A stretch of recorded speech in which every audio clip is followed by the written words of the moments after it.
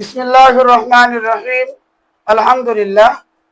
আজকের ক্লাসে আমরা মুরাক্কাবে গায়রে মুফিদের 5 নম্বর প্রকার মুরাক্কাবে তাওসিফি নিয়ে আলোচনা করব। মুরাক্কাবে তাওসিফি কাকে বলে? মুরাক্কাবে তাওসিফি বলা হয় যে মুরাক্কাব মাউসুফ ও সিফাত মিলে গঠিত হয়। যে মুরাক্কাব মাউসুফ ও সিফাত মিলে গঠিত হয় তাকে মুরাক্কাবে তাওসিফি বলে। তাহলে এখন আমাদের জানা দরকার মাউসুফ কাকে বলে, সিফাত কাকে বলে। মাউসুফ বলা হয় ওই ইসিমকে যে ইসিমের দোষ গুণ বর্ণনা করা হয়। মাউসুফ বলা হয় ওই ইসিমকে যে ইসিমের দোষ গুণ বর্ণনা করা হয়। আর ওই দোষ গুণকে বলা হয় সিফাত। আর ওই দোষ গুণকে কি বলা হয়? সিফাত বলা হয়। এখানে আমি দুইটি উদাহরণ লিখেছি।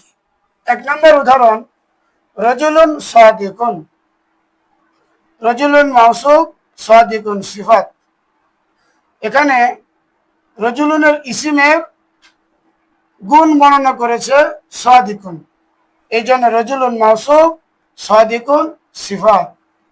একজন সত্যবাদী ব্যক্তি, একজন সত্যবাদী ব্যক্তি। এখানে রজুলুন মাউসুফ, সাদিকুন সিফাত, মাউসুফ সিফাত মিলে মুরাক্কাবে তাওসিফি। 2 নম্বর উদাহরণ, রজুলুন কাযিবুন। এখানে রজুলুন শব্দের দোষ বর্ণনা করেছে কাযিবুন, সুতরাং রজুলুন মাউসুফ, কাযিবুন সিফাত। একজন মিথ্যাবাদী ব্যক্তি, একজন মিথ্যাবাদী ব্যক্তি। উভয় উদাহরণের মধ্যেই রজুলুন মাউসুফ, প্রথম উদাহরণের মধ্যে সাদিকুন সিফাত, দ্বিতীয় উদাহরণের মধ্যে কাযিবুন সিফাত। মাউসুফ আর সিফাত মিলে মুরাক্কাবে তাওসিফি।